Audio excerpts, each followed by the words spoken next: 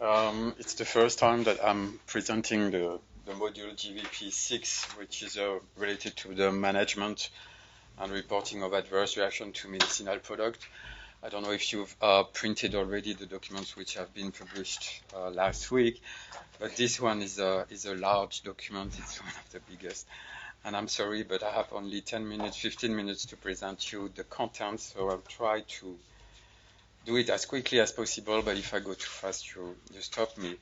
So this presentation is divided in two parts. The first one, in the first one, I will summarize the content and structure of the GVP6 module. And in the second part, I will address or present some of the main aspects which are addressed in GVP6 and that I think are interesting to develop with you today. And I hope you will have plenty of comments also to submit, interesting comments to submit during the public consultation. So, GVP6 address all the legal requirements which are detailed in Title 9 of the Directive 2001/83 EC and in Chapter 3 of the Regulation 726/2004. This module summarizes all the legal requirements and guidelines which are applicable to competent authorities in member states, marketing authorization holders, and to the agencies, as regards the collection, data management, and reporting of suspected adverse reaction, which are associated with medicinal product for human use authorized in the EU, and which are reported by healthcare professionals, but as well by patient and consumers. And you are aware now this is something new from July. All ADR, which are reported to you by not only healthcare professional, but also patient and consumer, will have to be reported. And as well, but I have not mentioned that here, this is independent of the condition of use of the medicinal product. So everything which happens outside of the normal condition of use of a medicinal product need now as well to be reported. So what GVP6 is replacing, it replaces several chapters which are currently in Volume 9A. Some of them are applicable to marketing authorization holder. This is Chapter 4 and Chapter 5 in Part 1 of Volume 9A. One is specific to national competent authority. This is the Chapter 1.3 in Part 2. And the last one is specific to both national competent authorities and marketing authorization holder, and was contained in Part 3 and was related to the electronic exchange of pharmacovigilance information in the EU.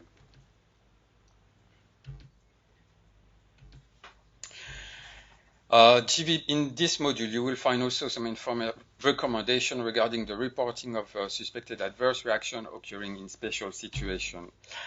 For example, the obligation of the applicant in the period between the submission of the marketing authorization application and the granting of the marketing authorization, but as well the obligation of the marketing authorization holder following the suspension, revocation, or withdrawal of the marketing authorization. The reporting in the event of a public health emergency like a pandemic, the reporting following the use of a medicinal product during pregnancy or breastfeeding, reporting when a medicinal product is supplied in a context of compassionate use or named patient use, reporting of suspected transmission via a medicinal product of an infectious agent, the reporting of lack of efficacy, and I heard there were some questions earlier about that. I'll be happy to listen to them again. Or suspected adverse reactions which are related to quality defects or falsified medicinal product. And this is related to the new legislation on falsified medicines. And last but not least, the reporting of cases arising from class action lawsuits. So as all the other modules, this module is divided in 3 sections. Section A regroups all the definitions which are relevant for the purpose of GVP6, and they should be applied throughout the document. They are issued mainly from Article 1 of the Directive 2001/83, but also from the ICH E2A and E2D guidelines. Some of them are also presented in the Commission implementing measures on the new pharmacovigilance legislation.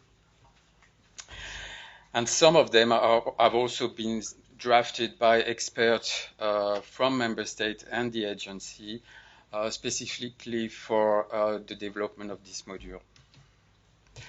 Section B highlights the internationally agreed principles in relation to the collection, validation, management, and reporting of suspected adverse reaction to medicinal product. And basically, it's a summary of what is included in ICHE2A and ICHE2D guideline.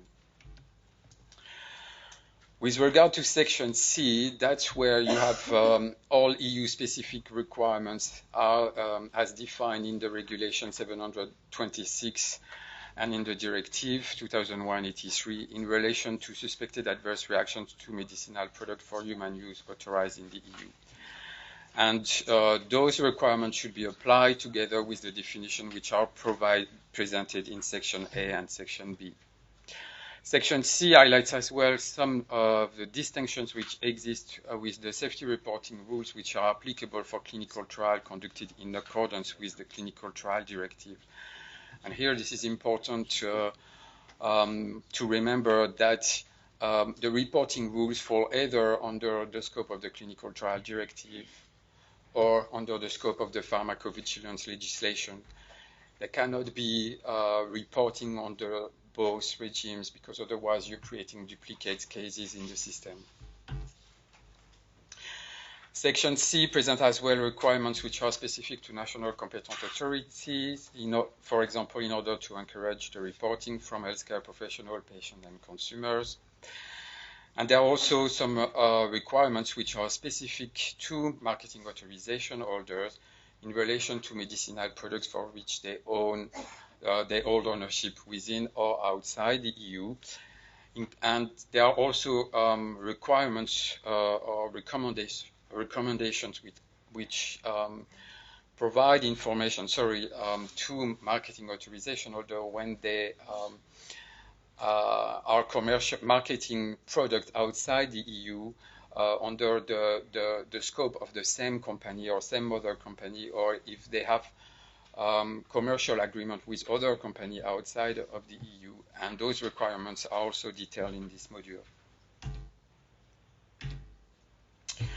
Finally, Module 6, there's a series of appendixes. Two are providing detailed guidance. One on the monitoring of the scientific and medical literature, and this guidance has been developed in accordance with by the agency in accordance with the requirement provided in the regulation. And there is also a detailed guidance on the nullification of cases. And finally, there is a number of business process maps and process description which are related to the main aspects which are addressed in this module. So now, second part of this presentation will address some of the main points which are included in this module. Some of them are common for national competent authorities and marketing authorization holder, and some are specific to marketing authorization holders.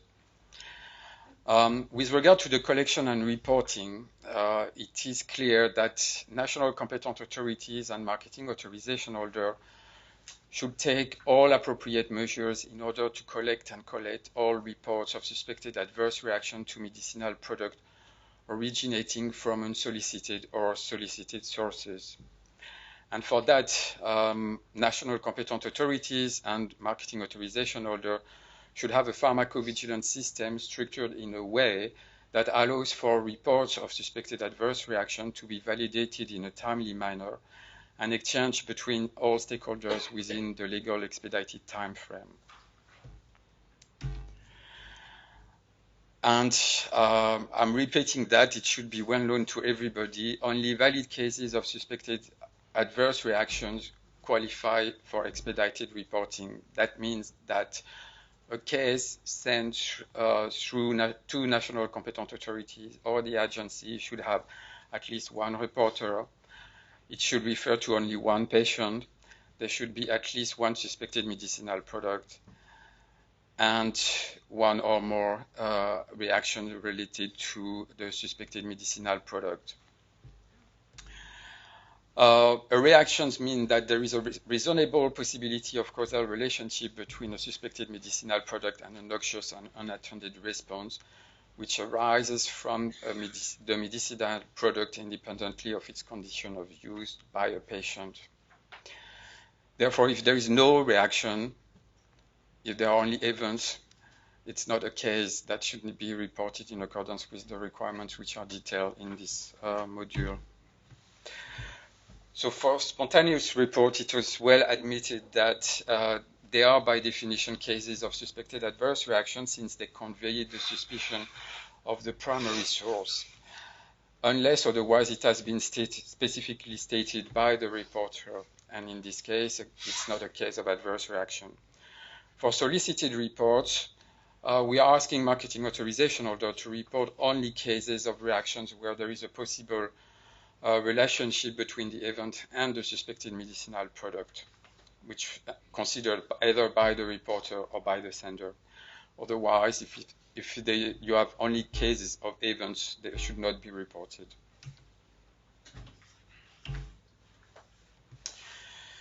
Now, with regard to the provisions which are applicable only to marketing authorization holder, the legislation requires marketing authorization holders to record all reports of suspected adverse reactions occurring in post-authorization studies.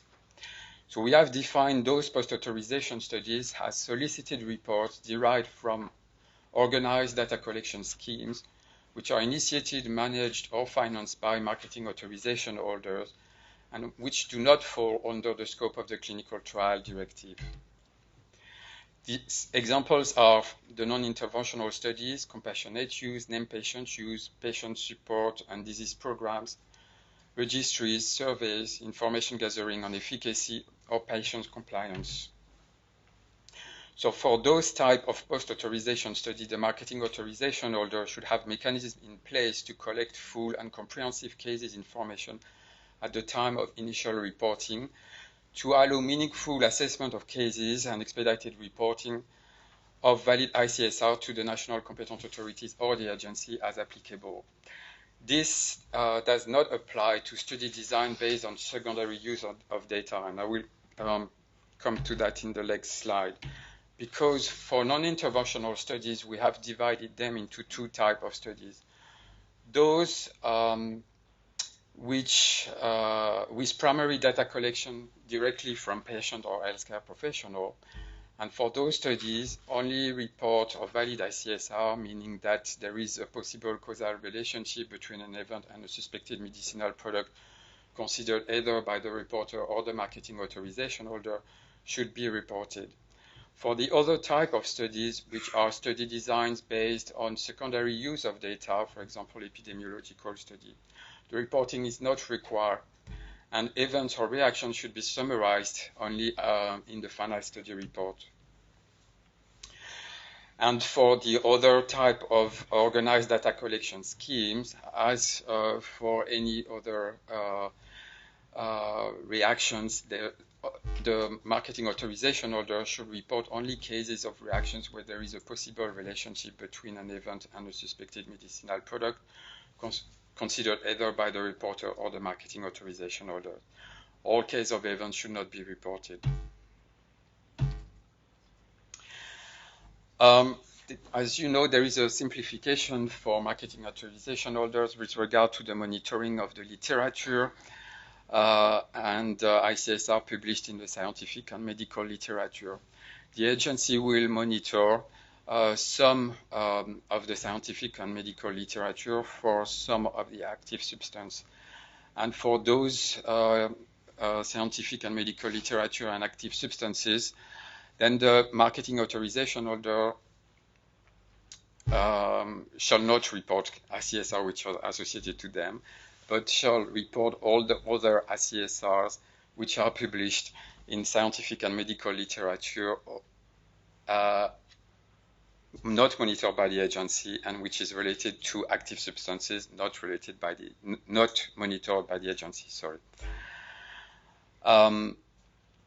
But until this list is published by the agency, we are asking marketing authorization holder to monitor all their active substance by I6 as it is done currently by accessing a widely used systematic literature review and reference databases. For the literature monitoring, we have introduced exceptions now in the GVP, which existed already in some of the Q&As, but they are now included in this module. MAH should not report ICSR where ownership of the medicinal product can be excluded. For example, the reaction occurs in the country where the marketing authorization holder does not hold an authorization for the product. For literature articles based on analysis from national competent authority databases in the EU, the adverse reactions which are issued from those analyses should not be reported. Also, literature articles which are presenting summary data analysis from publicly available databases or which are detailing patients in tables or line listing should not be addressed for reporting cases of adverse reaction. So you may ask, what do we do when we have events or observations which are not suspected adverse reaction, but we consider that they may affect the risk-benefit balance of your product? Well, for those situations, you need to notify this immediately as an emerging safety issue. This should be sent to the concerned national competent authorities where the marketing authorization holder is authorized and to the agency. This should be done in writing, and the document should indicate the point of concern and the action proposed for the marketing authorization or the marketing or the application. Therefore, you reach this level of emerging safety issue only when you think that you need to take actions with regard to your marketing authorization or your application. The last part of GVP 6 concerns the electronic exchange of safety information in the EU. As you know, the electronic reporting of ICSR by national competent authority or marketing authorization holder is mandatory for all medicinal products authorized in the EU. And non-adherence to the electronic reporting constitutes a non-compliance with the EU legislation. And to reach the highest level of quality of information that we are receiving in our system, all the applicable guideline definition and internationally agreed formats, standard or terminology, which are relevant for the electronic exchange of ICSR in the EU and for the electronic submission of information on medicinal product to the agency, as you've heard this morning with this Article 57, should be adhered to by stakeholders. And for that, all complete information of a valid ICSR which is available to a sender should be reported in structured and consistent manner in the relevant ICH2B data element, and as well as in the narrative section.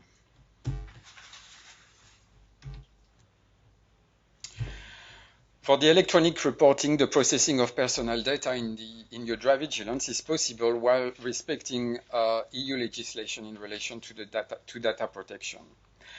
And where information related to personal data cannot be transferred to your Good Vigilance based on national legislation, then pseudonymization should be used, which is where, for example, by replacing name or address of a person with pseudonym or key codes. This pseudonymization, however, should be done without impairing the information flow in the Good Vigilance system and without impairing the interpretation and evaluation of safety data, which are relevant for the protection of public health. And given the high-level nature of the patient age group, and gender, we consider that those information should not be redacted and should remain visible all the time when transferring data to your Good Vigilance. It is the responsibility of the agency to ensure the highest quality and integrity of the information which are collected in the Good Vigilance system in accordance with Article 24 of the regulation. And for that, the agency is asking national competent authorities and marketing authorization holder to implement audit system for quality control, compliance monitoring, and duplicate detection of ICSR before reporting them to Vigilance. And regular control will be done by the agency on the quality and integrity and the compliance of all organizations which are submitting ICSR to Vigilance. In terms of time, where am I? You're getting quite close, sir. Okay, so I think that's one important slide. The next two slides are what are very well expected by marketing authorization holder or national competent authorities, because they are presenting the reporting modalities during the interim arrangement and the final arrangements, which will take place once the Vigilance functionalities, which are detailed in the Regulation 726/2004 are implemented. So until those functionalities are implemented, the reporting modality will follow the interim arrangements, which will be applicable for solicited or unsolicited valid ICSR reported by healthcare professional or non-healthcare professional. Serious ICSR will have to be reported within 15 days. Marketing authorization holder shall report all serious ICSR occurring in the EU to the national competent authority on whose territory the suspected adverse reaction occurred, and only there. Marketing authorization holder shall also report all serious ICSR occurring outside the EU, including those which are received from a competent authority outside the EU, to the Vigilance database and to the national competent authorities of the member state where the medicinal product is authorized.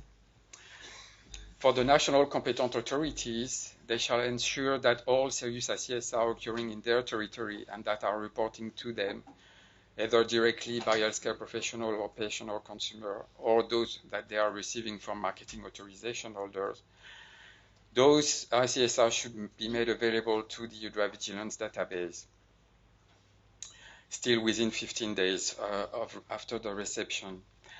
And also national competent authorities should make available to the marketing authorization holder of the suspected medicinal product all serious individual case safety reports which are reported directly to them.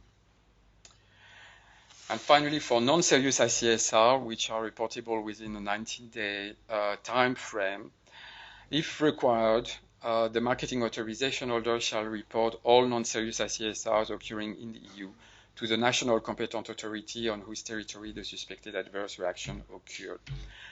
So once we have the functionalities in the Vigilance database are established, we will move to the final arrangement. Same, those arrangements will be applicable for solicited, unsolicited valid ICSR received either from healthcare professional or non-healthcare professional. The serious ICSR will have to be reported within 15 days, but everything will go to Vigilance. So the marketing authorization holder shall submit all serious ICSR that occur within or outside the EU, including those received from competent authorities outside the EU, to the Vigilance database only. And national competent authorities similarly shall submit all serious ICSR that occur in their territory and that are reported directly to them to the Vigilance database. For the non-serious, the reporting will be within the 90-day time frames. The marketing authorization holder shall submit only the non-serious that occurred in the EU to the Vigilance database, and the national competent authority shall submit all non-serious ICSR that occur in their territory to the Vigilance database. So we've reached the conclusion. In summary, GVP6 is present all the legal requirements and guidelines which are applicable to national competent authority, marketing authorization holder, and the agency as regard the collection, data management, and reporting of unsolicited or solicited cases of suspected adverse reactions only, which are associated with medicinal product for human use, authorized in the EU, and which are reported by healthcare professional, patients, or consumer.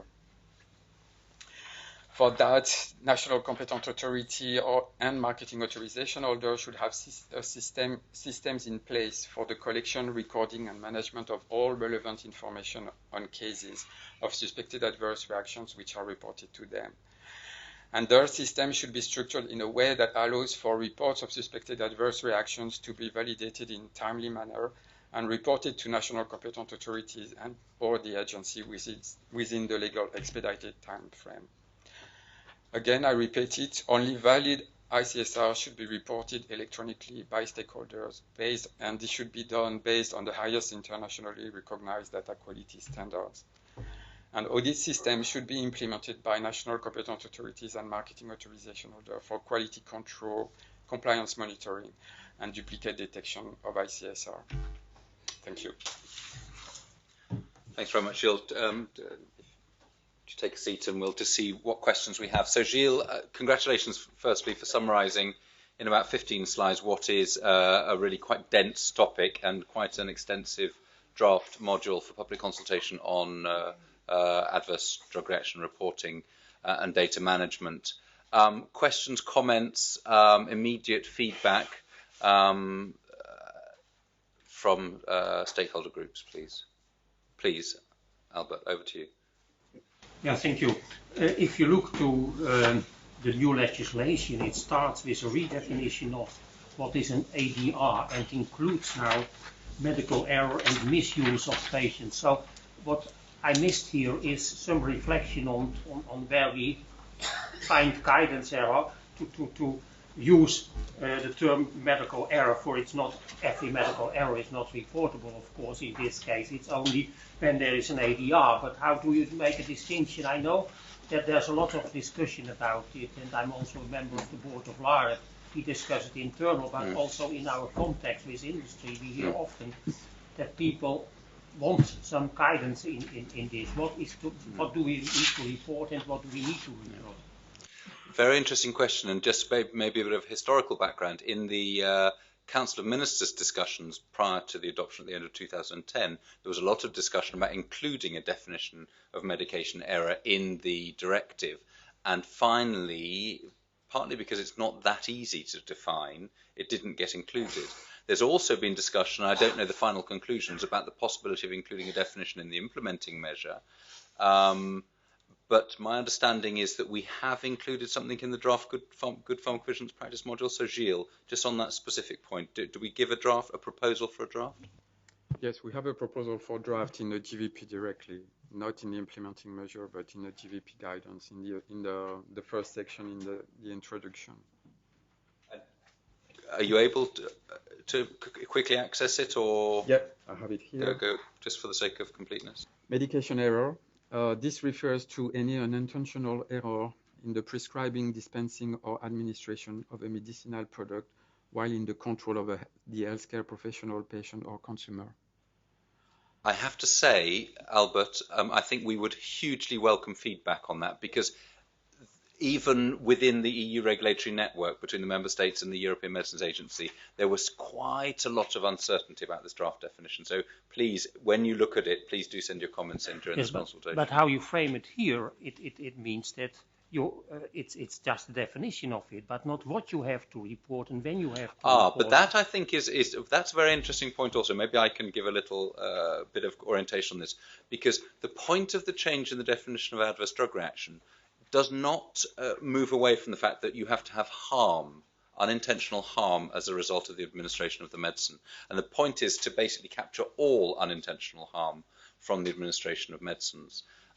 So there's a number of other people within the European regulatory network have raised the fact that we do need to further discuss, particularly the interface with agencies in Europe and at a European level, and even WHO on the whole patient safety agenda. But in terms of what has to formally be received by the regulators and coming into the Good Vigilance database, it is any use of the medicine, really, which results in unintentional harm. Barbara, over to you. Yes. To follow that, maybe, since this is so very common, and we heard in the introductory speech also how common it is that patients end up in emergency wards and so on because of medication errors and its consequences. Maybe another way would be that countries summarize what they see as problems and send to you rather than to send reports. I think the country I know best, it would be much, much easier to do that. So I think actually you need a special conference on this with the experience from different countries, how to deal with this, not to overburden you with data which could be received in a much easier way. A specific proposal there, which I think is very interesting, on having a dedicated expert meeting or conference, whatever we want to call it, to look at the interface between ADR reporting and medication errors. I think that's a really interesting and important proposal. Please, at the back.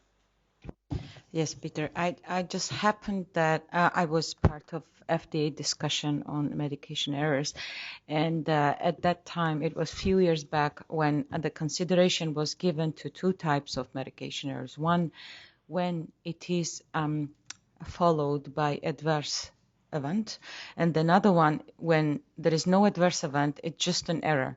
And FDA was putting a stress on, FDA wanted to go to very conservative and report it even if there was no adverse event. Because this is one area, one segment where it can be really preventable, and to avoid further harm, it's not excluded that in the future in US it will be reported as serious adverse event. Okay, thanks for that. Sir, at the back there. My name's Richard West from European Rare Diseases. I didn't see it mentioned. I wonder if you could clarify it, please. But does off-label use of medicines, is it covered by the ICRS system? Off-label if it results in harm, Gilles. Do you want to just specify chapter and verse? Yeah, it's the legislation says biomedicinal product independently of its condition of use. So that's where the off-label is.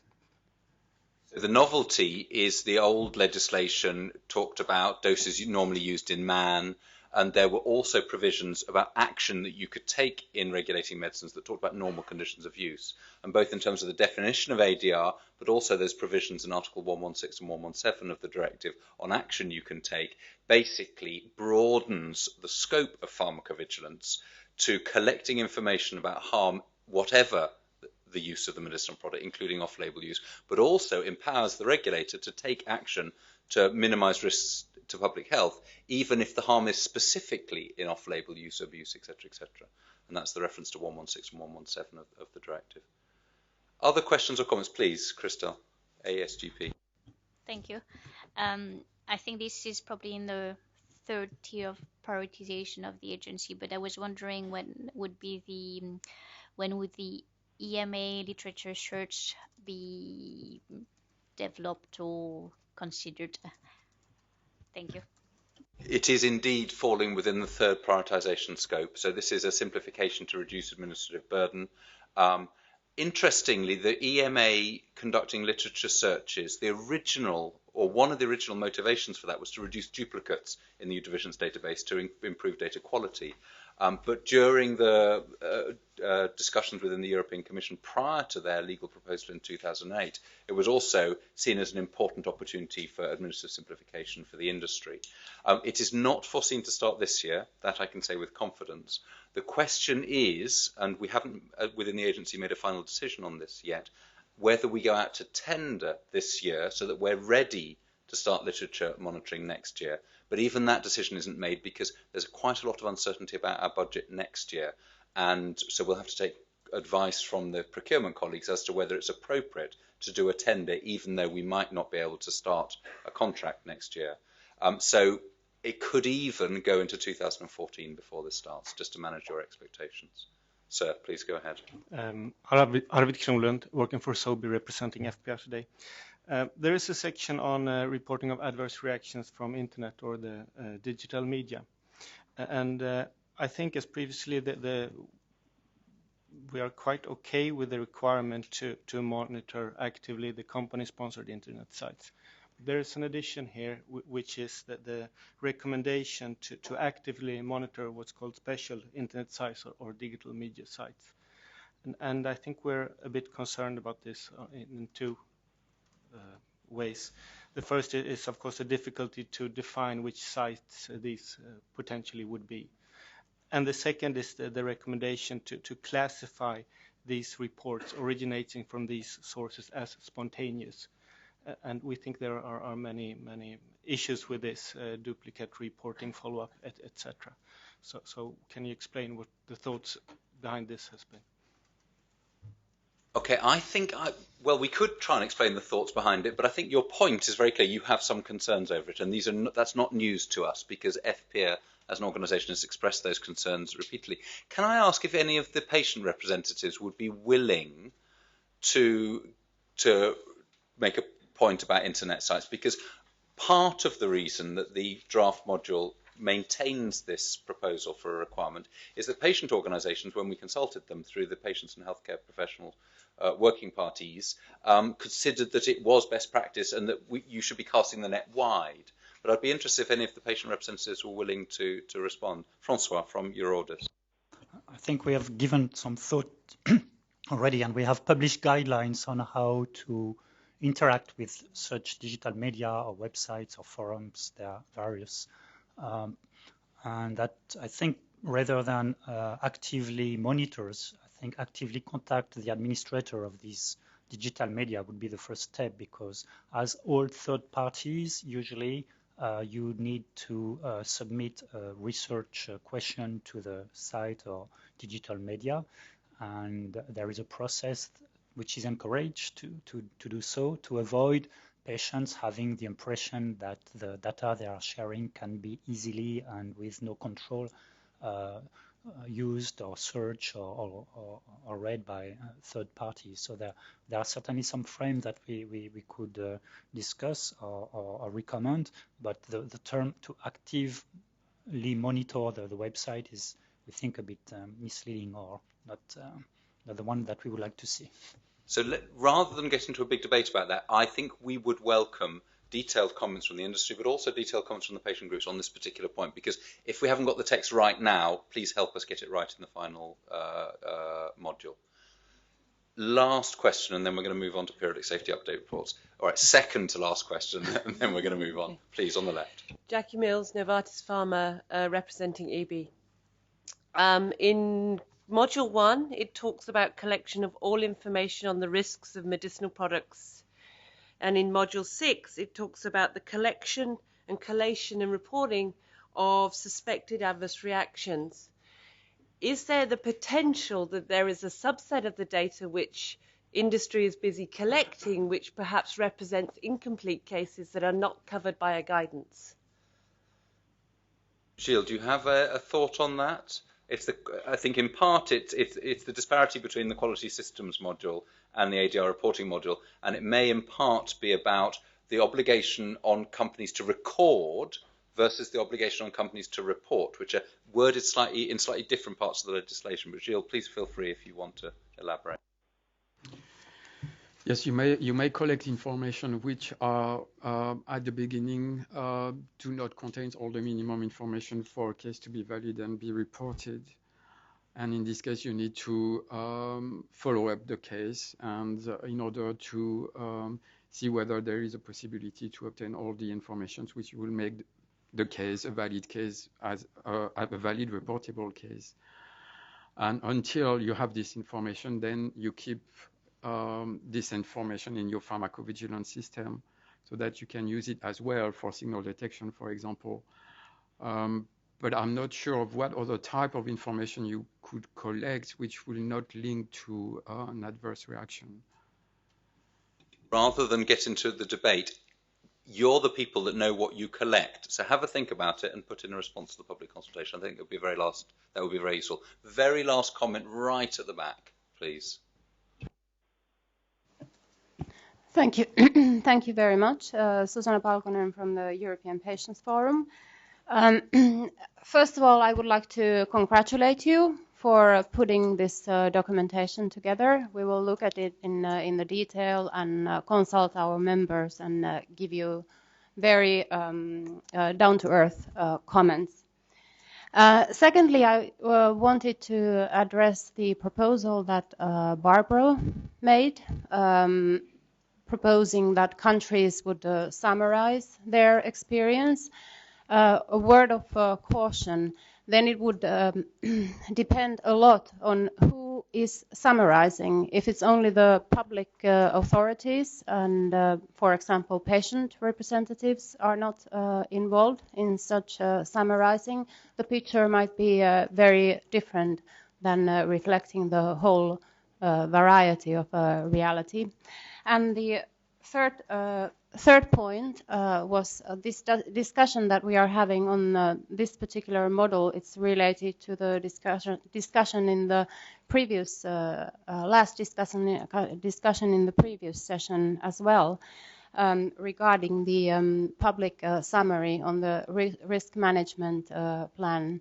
I firmly believe that the public summary can be very useful. It's not supposed to be extra hassle. It can support this particular aspect as well, encouraging for reporting. It's supporting transparency and sort of reassurance for the public that the authorities, the industry, everybody is taking things seriously and having things are happening, procedures are in place.